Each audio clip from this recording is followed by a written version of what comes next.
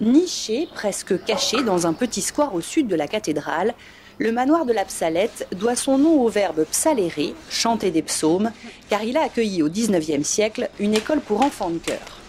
Mais son histoire est beaucoup plus ancienne. Ce logis date du XVe siècle. Il est exceptionnel tant du point de vue architectural qu'historique, puisqu'il a été bâti par le vice-chancelier de Bretagne. Ce bâtiment est à la fois une chancellerie et une résidence aristocratique attribuée à Jean Goujold de Rouville, qui en est le commanditaire, a priori qu'il a fait construire entre 1462 et 1465. Donc c'est une résidence aristocratique d'une part, et d'autre part, c'est quand même un lieu d'exécution du pouvoir. Donc on est sur le pouvoir ducal, qui se montre notamment par les écussons au-dessus de la collade sur laquelle est en train de travailler là, le sculpteur. Les travaux de restauration concernent principalement la façade sud du bâtiment. La partie gauche, profondément remaniée par le passé, est en pierre de Cireuil. Elle a été traitée par micro-abrasion, puis passée à l'eau forte pour unifier l'aspect du manoir. La partie droite, en tuffeau, est travaillée à la main. Il s'est agi notamment pour les tailleurs de pierre et les sculpteurs de retrouver tous les ornements et motifs gothiques abîmés, voire effacés par le temps.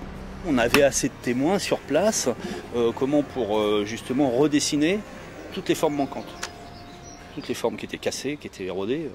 On avait quand même assez de témoins, on en a toujours un petit peu. C'est un petit travail passionnant, pas d'archéologue, mais presque quoi. Des témoins, ça peut être des fonds d'angle d'éléments disparus, mais où on a une trace sur le mur, contre le mur.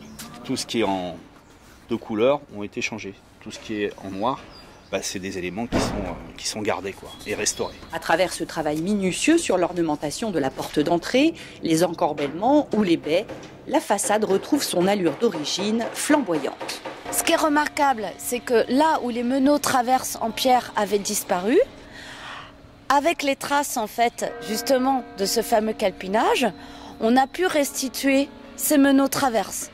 Et notamment la porte qui avait été a priori remaniée au XVIIe. Du coup, elle est redevenue une fenêtre avec des meneaux traverses et des moulures à baguette, comme on le voit, dans le même esprit que l'esprit fin 15e, en tout cas stylistiquement, quoi. Vous savez, toutes les liernes comme ça qui partent, c'est assez drôle parce que souvent ça fait des grimaces. Un soin tout particulier est apporté aux huisseries avec leurs meneaux traversant en bois.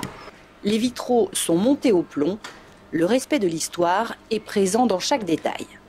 Donc la façade sud était le premier pied à l'étrier de cette redécouverte, sachant qu'il faut pour la suite une étude d'archéologie du bâti beaucoup plus fine.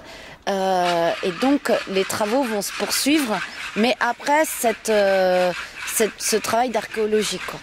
Les Nantais et les touristes vont ainsi pouvoir redécouvrir ce manoir remarquable qui s'inscrira dans un parcours de découverte du patrimoine médiéval.